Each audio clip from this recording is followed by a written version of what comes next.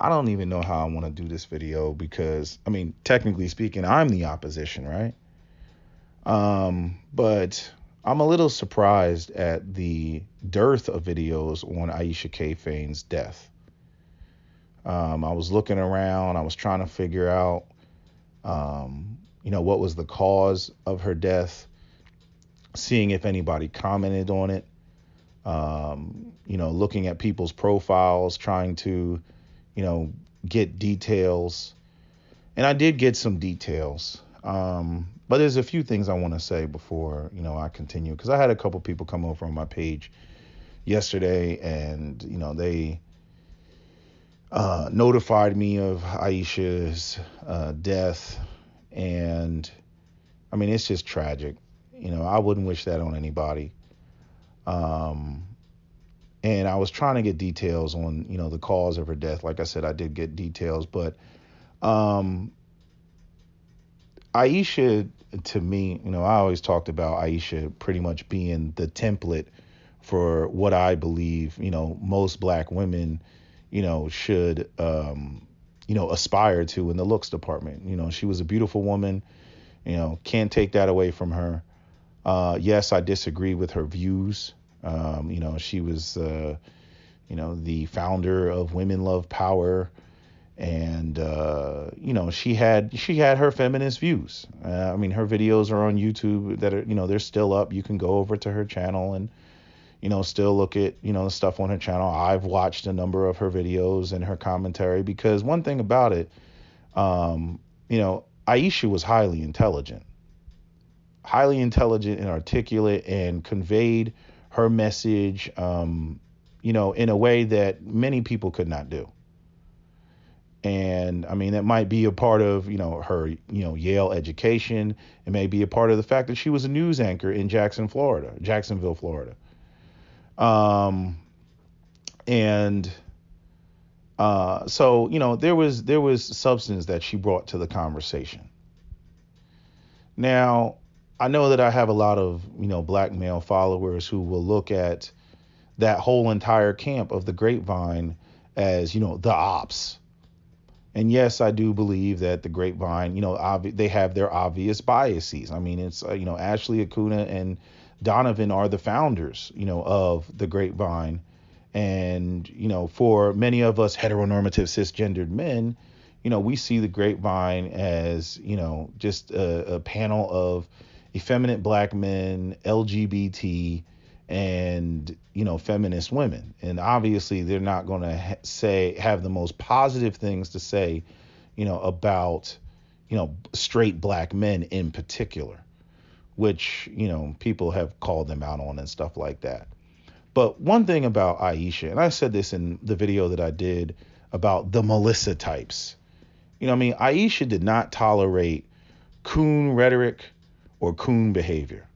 She called it out at every chance that she got. And that was one of the reasons why I had a great adoration and respect for Ayesha, despite the fact that I didn't agree with her feminist views. I mean, you can find multiple clips of Ayesha addressing racism and white supremacy and pulling no punches. When that Melissa chick, I don't know what her name was, but when she was up there, talking basically talking about black people in the third person, she called, those people, talking, acting like she's not black. We all know those type of people. Ayesha was calling that she wasn't having it. I literally just did the video a couple weeks ago. She was not having it. I was like, give it up to Ayesha. Now, again, when we get into her feminist rhetoric, I'm like, oh boy, it's just like, I remember that hilarious clip with Carl, and Carl was like, well, it sounds to me you need to date subordinate men. She was like, I don't date anybody but powerful men. And it's like, that's kind of contradictory if your whole position is women love power, but, again, just because, I and some other brothers disagreed with, her feminist position, that does not mean that anybody would wish anything on her like this, and I mean, hell, I had a argument with with a Christian about this type of shit yesterday because, I was just getting irritated because we were just having a religious conversation, and I brought up Ayesha's death. And if y'all don't know, the details of her death are, because I found an article from Jacksonville, and it said one woman died in a car crash. So Ayesha and I believe 3 other people were in a BMW. The BMW, for some reason, they were coming back from somewhere because it was 2:00 in the morning. The BMW crossed the median and slammed into a Chevy, I believe it was a Chevy Suburban, some sort of Chevy SUV. Now, the article has the picture of the SUV, and the SUV is crumpled. So there's 3 things that I see that the possibility that could have happened. And I'm saying this as somebody who has, worked in a medical examiner's office and seen car crash victims. And, I've just seen a number of crashes. I'll just say that. It's either somebody fell asleep at the wheel, somebody was speeding excessively, or somebody was drunk. I mean, that's just what it is. I mean, when you're talking about crossing the median and slamming into another vehicle that left the other vehicle, an SUV, crumpled. The worst part about the report about her death is the fact that the car caught on fire. And the police officer got burned on the head and the forearm. The police officer was able to get, I believe, 2 of the females and 1 of the males out of the vehicle, but was not able to get the last person out of the vehicle. And so what it sounds like Ayesha, possibly burned alive in the vehicle. Okay, that fucked me up. And when I was having this conversation with this, Christian, I was like, really, my dude, burned alive, like I was snapping, because I'm just like, it's like, I have my issue with Christianity. I have my issue with God. I have my issue with religion. And I'm like, all these ratchets that God could take, and, going to take Ayesha. Like, there's no rhyme or reason. That's me trying to find a rhyme or reason. You know what I mean? And I can't stand a lot of, religious people, because a lot of times they try to use their spookyism to try to come up with answers when they don't have answers. There's no answers to the shit. And it's like the frustrating part is, like, it makes you realize how final death is. Like, it's final. There will be no more debates. There will be no more discussions. There will be no more, okay, I can see what you're trying to say, but here's my response. There's no more of that. That is the end. You know what I'm saying? Like, what she has stated, that is it. That's final.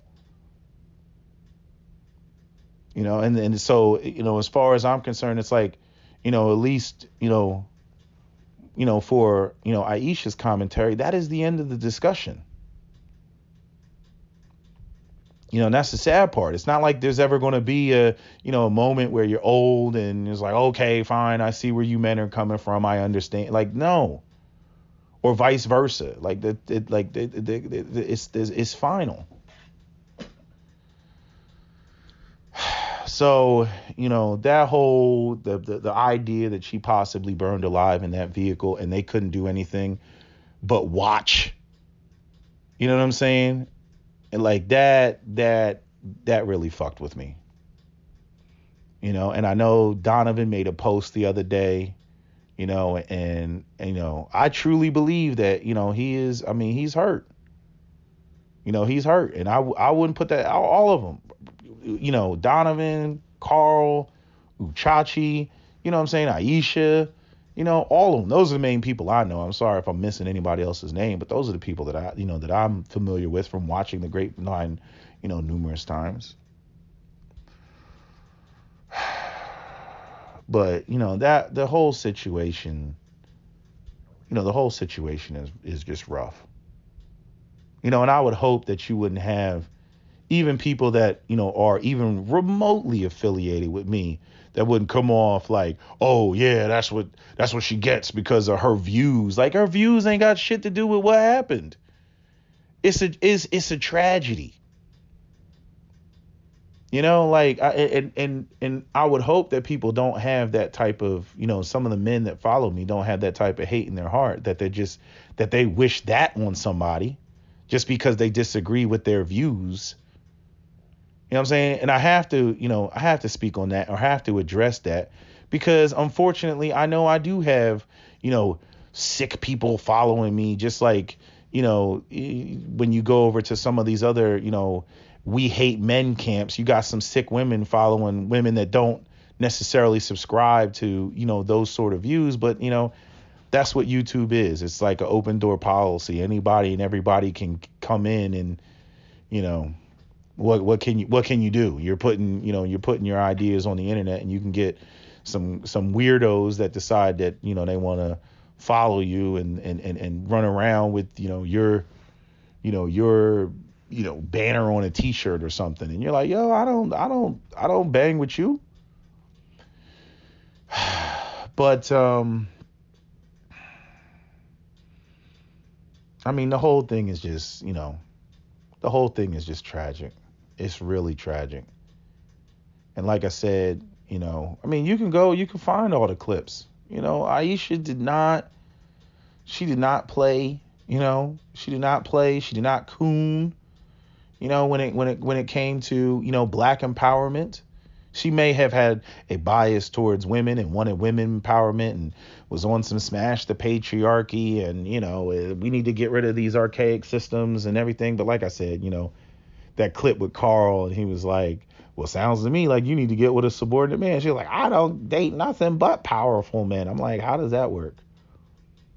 And it's like, yeah, at the time when I did the video, it's like something that you could laugh about, but it's like, man, it's like you don't expect anybody to die, I mean, then on top of that, the whole thing is just tragic. She was never married, she never had any children, like, it's like, god damn, man. I'm looking at God like, for real, my G, for real. Yeah, again, that's why I have a serious issue with religion. Aside from the fact Ayesha, I mean, she was raised in a dual religion house, half Christian, half Muslim. But it's like, where's the protection, right? But let me not get off on a religious rant. I just, that shit has nothing to do with anything. I don't know why people keep believing that. I don't know what type of evidence you believe. Oh, God's looking out for me. God's protecting. I don't know what type of evidence that people have for that. That's why I don't understand why people don't treat each other, better, than we actually do. Because one, death is so final, and then two, it's like, okay, what if people did accept the fact that there's nothing after this, and basically the world is what you make of it. Like I said, if I was God, I would create reincarnation and tell everybody, Mr. White supremacist, you could come back as a starving African child. They would, please, the problems in the world will be solved overnight. They'd be like, wait a minute, you mean I can come back as one of them African children with flies on my face? Yep, you can come back as one of them African children. Oh shit, we gotta fix that. They would fix that shit in a heartbeat.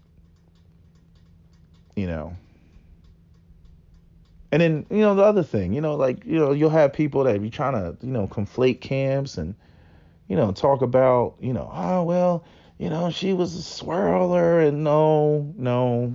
I told you, she was not a conservative. She didn't coon out like that. She was pro-black through and through. She was black first. So, I don't know where people would try to get that, but you know how it is. Like, Once people can't speak up for themselves, you get people who come through and they try to mischaracterize and everything just because they don't like the person's position. So they're going to try to do this. They're all bad because we disagree with their position. I'm like, no. But yeah, I was mad yesterday, man. I was fucked up about, her death. And I guess, it's kind of like how you get some people, they've been listening to me for so long. It's like I've been listening to the Grapevine, for years. I mean, they came out like 2010. I've been listening to Grapevine for so long that like maybe it was 2012, but I'm saying you kind of, even the people that you don't agree with on the panel, you kind of feel like them because you watch the content, like who's gonna be fired, who's gonna lay some shit out, I know they're not gonna like this, I know they got something to say. Like that's how you watch the show. So I don't know, I can't help but to feel, even though, to them I'm one of the ops, but I'm saying I can't help to feel, some sort of, connection, even in terms of just the intellectual conversation of these conversations. You get what I'm saying? Because I think all of us were frustrated at the fact that, you got this mainstream white media narrative, and then black people don't really get to share, what their real, what their real ideas and beliefs are. And then not to mention the fact that, we are now, we are going to become that. We are the effective generation, so to speak. The senior citizens, they're on their way out the door. The young kids, like they're too young to know what's really going on. So your most effective black people are, between the ages of what, 25 and 55 or something like that. You know what I mean? So like that's us. That's the people in the conversation. That's another thing. Like I like, even with the, on YouTube, like it's like, people who are in these conversations know who Ayesha K. Faines was. But it's like people outside of that, just, again, I expected there to be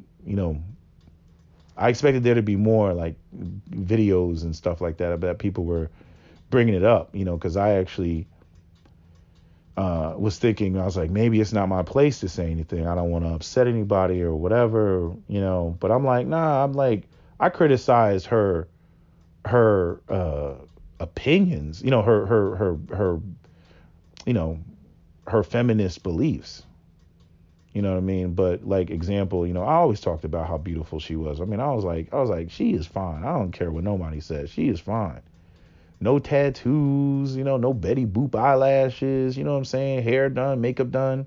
You know what I mean? It probably has a lot to do with her, working in the, as a news anchor. But I'm just saying, like, I'm like, this is it right here. This should be the template. If you want to talk about a brown skinned black woman, non-racially ambiguous template, I'm like, here you go. Here you go. Instead of all the, the ratchet stuff that we see. But, all these people trying to, justify stuff with, religion and stuff like, oh, God takes the best because God wants to, have better angels. I mean, what the fuck is going on in heaven where God needs to have more angels? Like what was got a shortage of angels or something? People just say, I can't tolerate that type of shit. It's tragic. It's fucked up. The way that the world is, it's like, anybody can be taken away from you at any time. And people need to recognize that, and stop taking people that are close to you for granted. I don't know what else I can say to that. I'm old enough to have had, I've had so many deaths and losses and hell, even at the predominantly white high school I went to. All the people that died of opioid, all the people that died of DUI car accidents.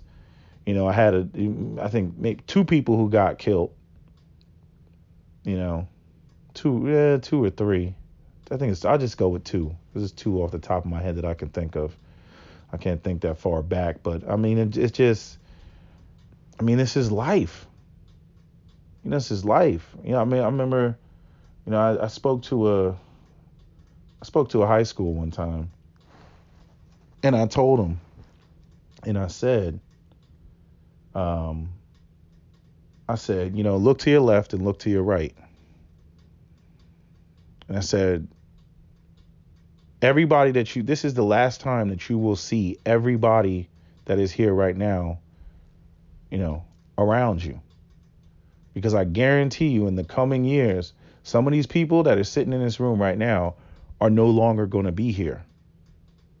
And telling that to, a bunch of teenagers, like, hey, they can't fathom that. They're like, what do you mean? We all going to live till we're 90. What you talking about? You know what I mean? Like, they can't wrap their heads around that.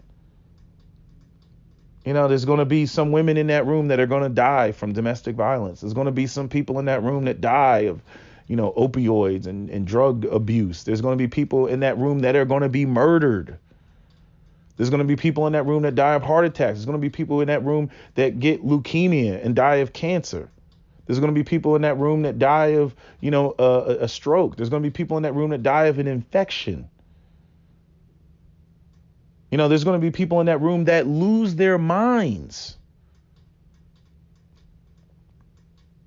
Like that's a real hard one for people. There's going to be people in that room that, literally, post-traumatic, something happens. If somebody in their family dies, and the next thing you know, they go crazy and they're homeless on the street. Like this is what goes on. This is life.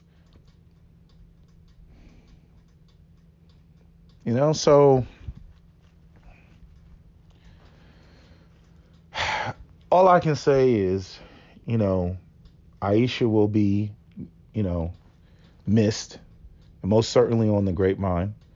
Her contribution to the conversation, regardless of whether you agree with it or not, will be missed. It's like, hell, I like to debate. I like to, bounce my ideas off of people. I like, to sit there and, have if you're gonna be an intellectual and you're gonna go back and forth with people, like, you gotta obviously have something to go back and forth over or about.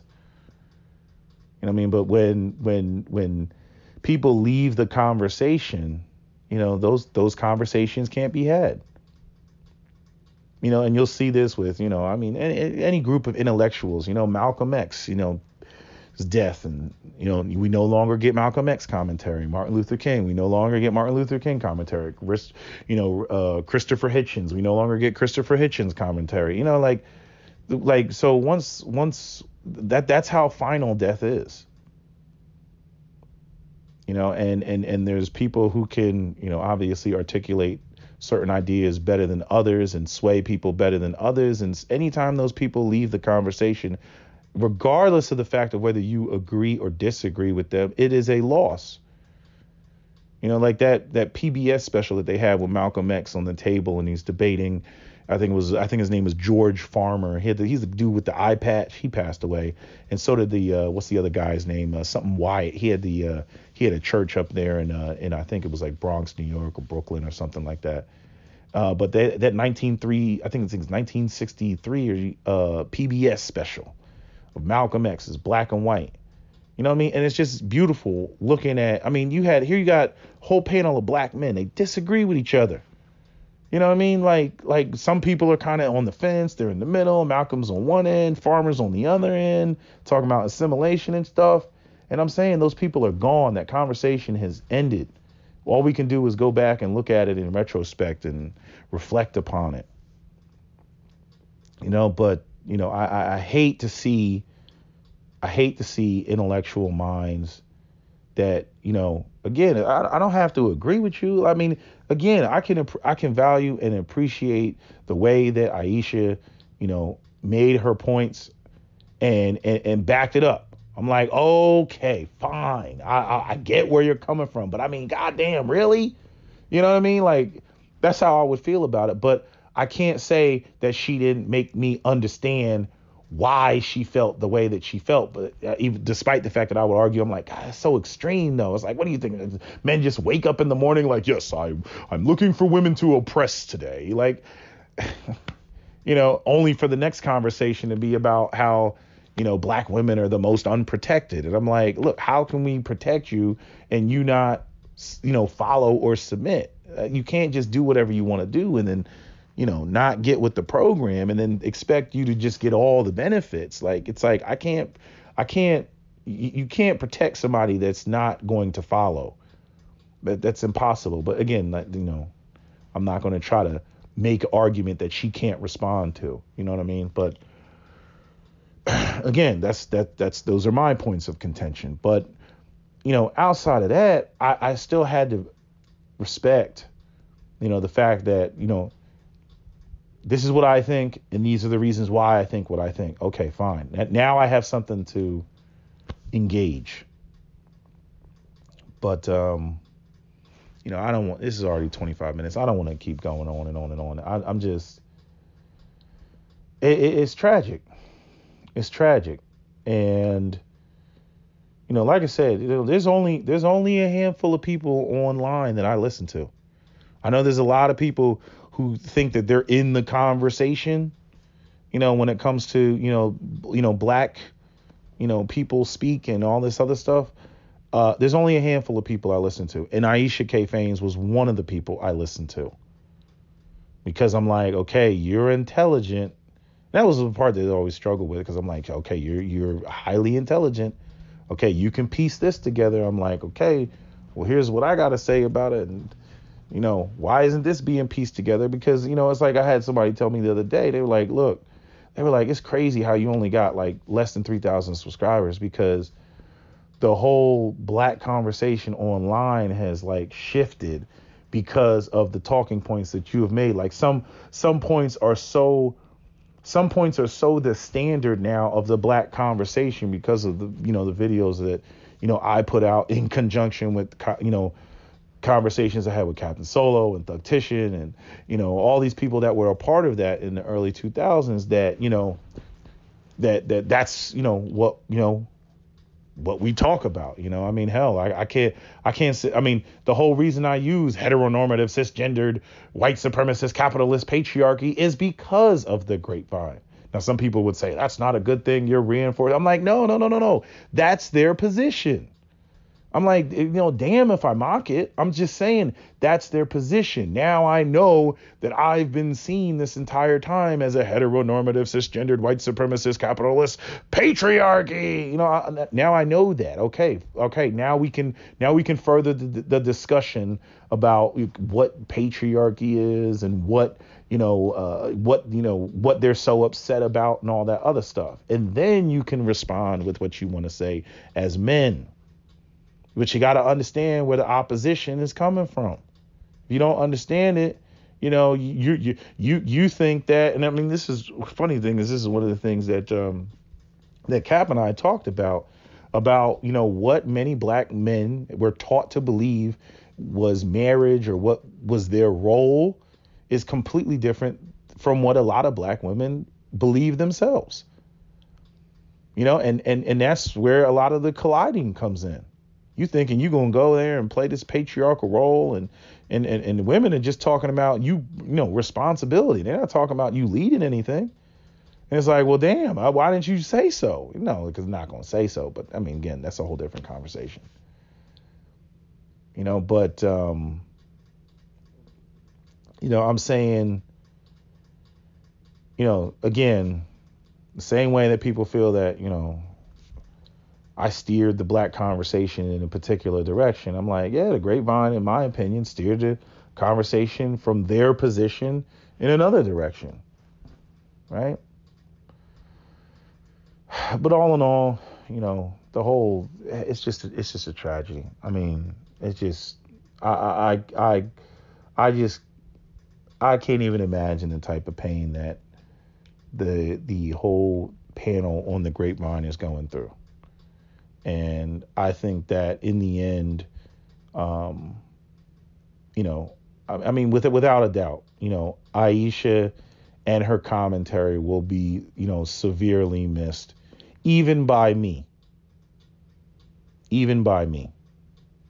Because like I said, when she went up there and she ripped into that Melissa type chick, I was like, hell yeah. I was like, oh, thank God you said something, because I was about to say something. You know what I mean? Like, again, it's not, I don't understand these people that sometimes that come with this sort of absolute shit. Like, they're like, oh, I disagree with one aspect that this person said, so they just ain't shit. It's like, no. I disagree with one aspect, but I may agree with another aspect. I mean, I have people tell me that all the time. They're like, Pete, I only agree with 75% with what you say. Okay, 75%, good enough. Can we move the conversation forward now? Since you agree with 75% of what I'm saying? But I don't know. I'm just saying, overall, I feel some type of way about her death just as much as many other people. It just seems like such a waste, and it just seems like it seems like the conversation, the black community has been cheated. And a lot of the ways that I even look at it is like, even when it comes to the opposition, it's like, yeah, we disagree, but I always like there to be an opportunity to at the very least, if I can't convince somebody of my position, convince them, to agree with my position, to convince them to at least understand where my position comes from, just like they expect me to understand where their position is coming from. But when somebody dies, that opportunity is gone forever. It's forever. Death is permanent. And a lot of people really can't wrap their heads around that. But anyway, that's all I got to say. That is my video. May Ayesha K. Faines rest in power. SWP out.